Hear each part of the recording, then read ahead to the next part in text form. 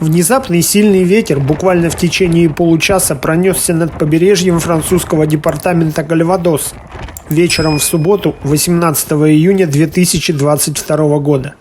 Сильные порывы ветра начались практически при безоблачном небе, поднимая пыльные бури и посеяв панику среди отдыхающих в этом курортном районе Кальвадоса.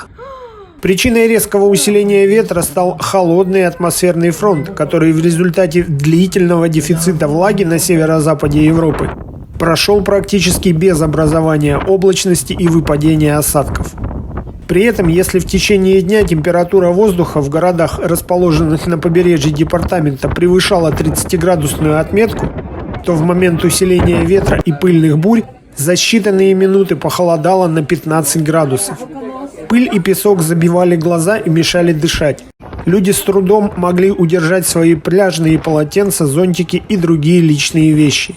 Стулья и столы, расставленные на террасах в ресторанчиках и кафе, были перевернуты или унесены ветром.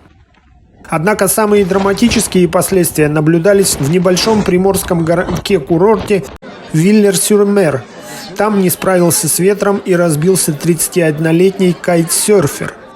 Несколько человек получили легкие травмы в результате падения или при столкновении с летящими предметами. 2 из них пришлось доставить в медицинское учреждение. По данным метеостанции региона, скорость ветра в порывах в этот момент достигала 25 метров в секунду. Подобное внезапное усиление ветра и резкое понижение температуры наблюдалось также днем ранее в стране Басков на севере Испании.